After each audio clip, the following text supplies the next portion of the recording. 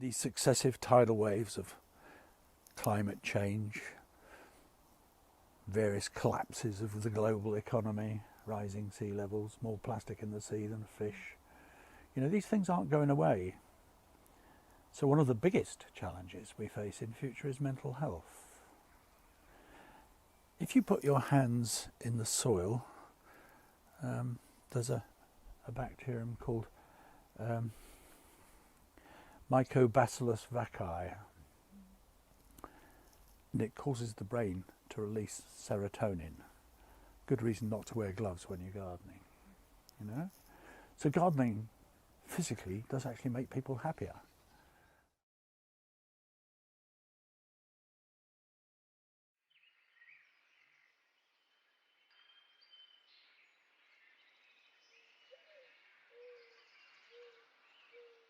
When I first came across permaculture, I was staying with a friend in Lincolnshire, and we'd been doing green politics together, and that's also how I met my wife Nancy. And at some point we thought we want to stop talking about this and we want to do it. And when I was staying at Joe's house, I found these two books. The Fintor Garden. This is about the intentional community in Morayshire in Scotland. Famous for its focus on meditation and the amazing gardens they created in the caravan park there originally. And Dorothy, who was one of the original community, who could talk to the plant divas. Next to it, I found this. Permaculture 1, Bill Mollison and David Holmgren's proposition for permaculture. Remember, at this point, they hadn't really done it. They were saying, this is what we need to do. So what I had in here was being enchanted by these amazing people and these beautiful photographs and feeling that I couldn't do any of this because plant divas weren't talking to me, you know. And then in here, on, you know, self-printed, homemade paper almost, was all the things I was interested in. So renewable energy, social engagement, local trading, growing food, the importance of trees. So that set me off on the permaculture pathway, because this was telling me you can do this, which was the kind of message I was looking for, really.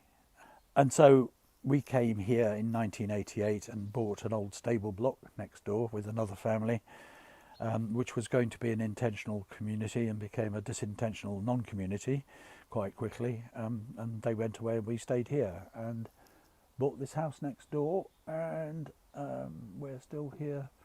The house was built in 1948 in an old walled garden which has started in about 1690. But had largely been abandoned by the time we moved here, which was in 1988. And there was pretty much nothing left in the garden. And we have doubled the size of the house and turned it from something which was based on the original Scottish idea of energy efficiency. I was going to say inefficiency, which is wear lots of jumpers and eat lots of porridge, to now it's energy efficient. And we brought up our family here. Both our kids are married now and live elsewhere. They're in their 30s. So in this garden, which is what people mostly see when they come here, it's been going for 31 years, since 1990. It is the oldest intentional food forest garden in the UK. There have been food forest gardens around the world for thousands of years, you know, from the Aztecs to the Chinese and so on. But this idea as a concept that you could apply in a cool, temperate climate like Scotland really only came to life in the 1970s. And it was the first land site in Scotland. So it's not organic gardening, it's a design system. And I wrote the Permaculture Way, it's underneath here somewhere. This book because I wanted to translate the designer's manual into something that was a bit easier to read and was more pertinent to Northern Hemisphere climate and culture. Bill was a lovely guy and I have immense respect for him, but he was a macho Australian male as well, you know, and that didn't always translate well wherever he went in the world. And so people kept saying, oh, you mean like organic gardening? And I kept saying, no, no, no, no. And after like a couple of years of banging my head against the wall like that, I thought, time to see the light. And I wrote the Permaculture Garden. Because if people want it to be about gardening, it's a gateway. So I don't claim to be the cleverest permaculturist around. I don't claim to be the greatest of anything, really. But I suppose what we have discovered over time here is if you create the right habitat, the right things happen. You can hear birdsong all around us, hopefully. That's because we have created the right habitat. You saw the owl in the tree earlier. He sits there 3 metres from our sitting room window. You can go and talk to him. He just blinks at you, you know. This is because this is a right habitat for these people. And to me, all living creatures are people. We don't have sovereignty over the birds of the air or the worms in the soil. You know, they're all people, and they all lead their own way of existing. And what you get in a garden is that exemplified. Jeff Lawton says, anything you want to learn about life, you can learn in a garden. Somebody claims that Bill Mollison said it first. Doesn't matter. It's the message that counts, not the name on the envelope. And, you know, it's so true. Because when you're in a garden, you are connected with the living earth, the planet, in all its glory. There was a programme on television last night and they were showing a field being harvested by a combine harvester and a tractor and trailer without any people. Robot driven, standing there with a laptop. What happens when we don't need people on the land anymore? You know, land is a good place to work, meaningful work, fresh air, not stuck indoors. And so we're driving more people to be sitting working at screens. It's crackers, you know. This whole point about permaculture is, you know, we have to stop relying on politicians to solve the world's problems, because they don't. Instead of blaming them, we just need to get on with it ourselves, you know, and do what we can for ourselves and diminish the need to have government, you know. Farmers are not the enemy. You know, farmers have done an amazing job in this country. Between 1945 and 1975, they doubled production. And by the end of that time, the workforce was 10% of what it had been at the end of the Second World War. But the carbon expenditure on the farm was 8 times greater. And that yield has been doubled again, 1975 to 2000. But at what cost? We have 2% left of the wildflower meadow we had in 1939. What does that do to species loss, you know? How wonderful to go and teach in Romania, which has probably got the greatest amount of wildflower meadow left of any country in Europe, and see kilometres of fields of beautiful wildflowers, mixed grasses and plants and herbs, and all of that does for the health of livestock. You know, if you're expecting a cow or a sheep to live off Italian ryegrass, you know, it's like telling your children that they're only going to eat spaghetti. You know, it's insane. So watch what happens when you drop, when you have a polycultural farming system. Watch the veterinary bills drop. Watch the wildlife come back. Wake up to song in the morning. The vertical dimension is what we miss in chemical farming. Not enough trees. Nobody's looking after the soil. In fact, they're killing the soil and losing it. We are losing 10 tonnes of topsoil per person on planet Earth every year right now. Not sustainable. How many people come and say, this is a mess? Well, yeah, but it's a deliberate mess, if that's what you think. When I see straight rows of plants with bare soil in between, I actually think that's a mess. It's actually about process. It's about how these things work together. The layers are one way of thinking about the architecture. So you're harvesting above and below. And one of the things I say to people here is, I'm sorry, I can only show you half the garden because it's the half underneath that you can't see that's doing most of the work, you know. There are different zones in the garden, and I do have a map with these all written on somewhere, but they're not necessarily obvious because they kind of blend in and out. So behind where you're sitting over there is an area of quite dense forest. So under that is shade-tolerant species. So, for example, if you want to grow comfrey for green manure, it doesn't mind being in the shade. Things like gooseberries don't mind being in the shade because they're naturally woodland plants. Strawberries are naturally woodland plants. So alpine strawberries are quite happy under there. Commercial type bred strawberries like a little more full sun. So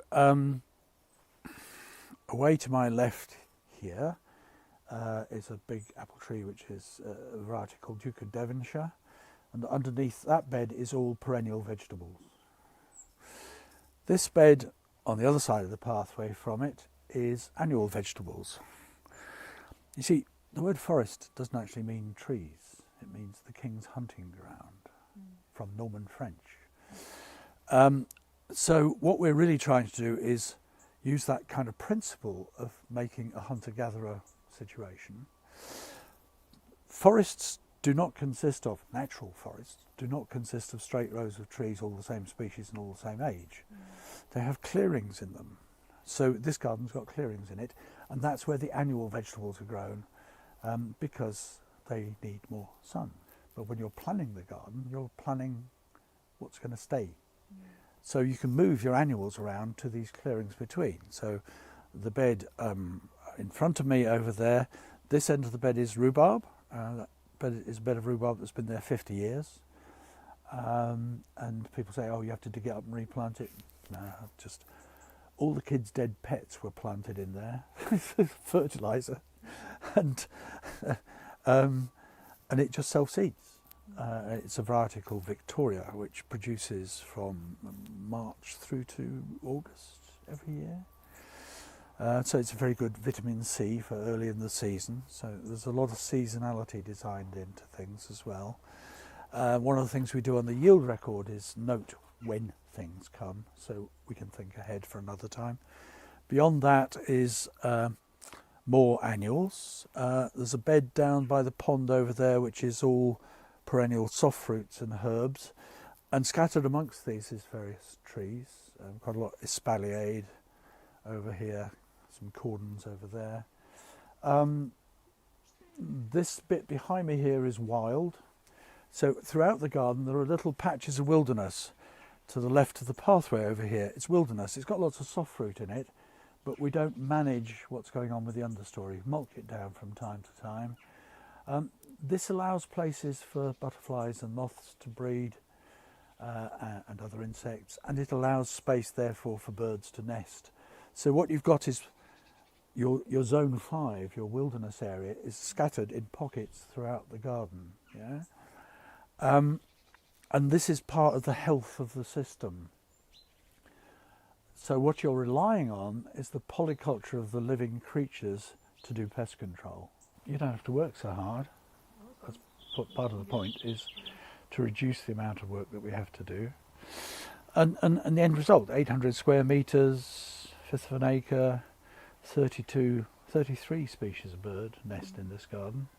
At least 22 come for their lunch and another 20 come on their holidays. That's getting on for 80 species of bird in 800 square metres. I'm told there are 5,000 species of invertebrate in the garden. I don't know enough about invertebrates, but I still keep counting them. And fungi and trees. There's over 200 trees in this garden. There's getting on for 100 varieties of apple. You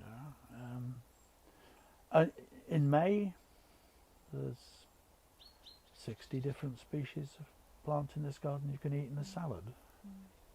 There's probably more that I haven't discovered yet. You know. Peak yield in this garden is 1.25 metric tons of food. We're down a bit this year because we haven't got to feed visitors, so we don't have so much need of food, and the freezers are still full from last year. We've got cupboards full of stuff. We could probably feed ourselves for 6 months if we didn't even leave the house right now. And some things don't work. Not everything works, you know. Tried growing yin, Prunus avium, wild cherry.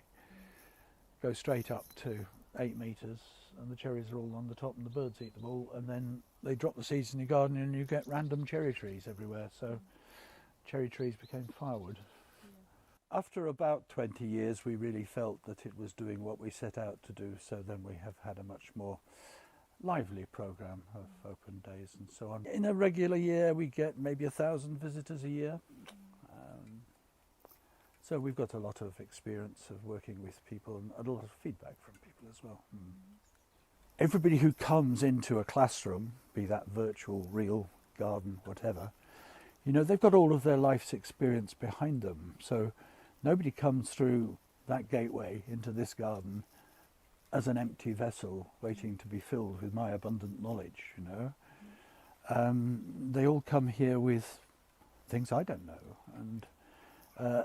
and so what we're trying to do in growing the understanding of permaculture and its usefulness is get people to share what they know, as much as coming together with us to look at something as a huge holistic system, and then we need to break it down into some component parts so we understand how it works before we stick it back together again, and then can operate it as a holistic understanding of the world we live in and our place within it to provide all of our needs, and in the process to care for all life on planet Earth, and to do something about social injustice along the way.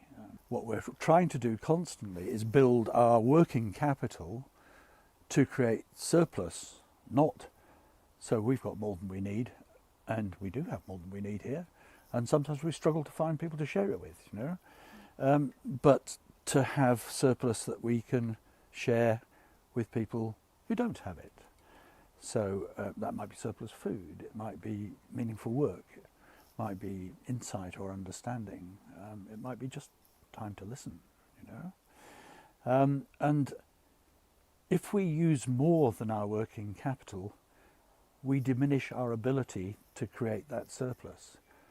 And, you know, so one of the kinds of capital we have is health. If you wear yourself out and you're not being properly paid for what you're doing, and you get sick and you can't pay your bills, you've diminished your ability to help others because you can't help yourself.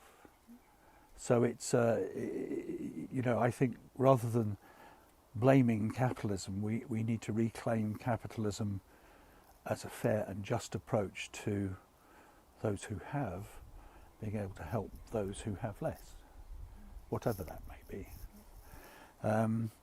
So we're very blessed that so many people have come here over time, and many of those people have, as you suggested, come here on courses.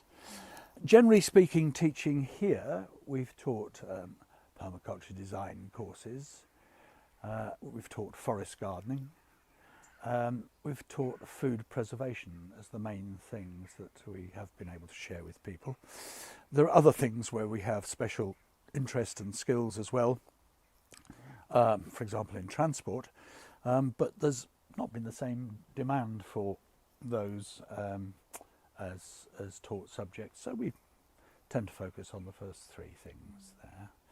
People get very nervous about standing up and being counted, you know, because they think they might get it wrong. But this is, you have to make it a safe place, so that if they do get it wrong, it's a learning experience, you know, and you take from that. So you see, I worry about people who don't make mistakes because they're not trying to do anything new. if you try to do new things, you will make mistakes. So the secret is try and make mistakes that aren't fatal, and try not to make the same mistakes over and over again. But we all do about some things in our lives. The principal gift that we could get from any experience in this site is kindness.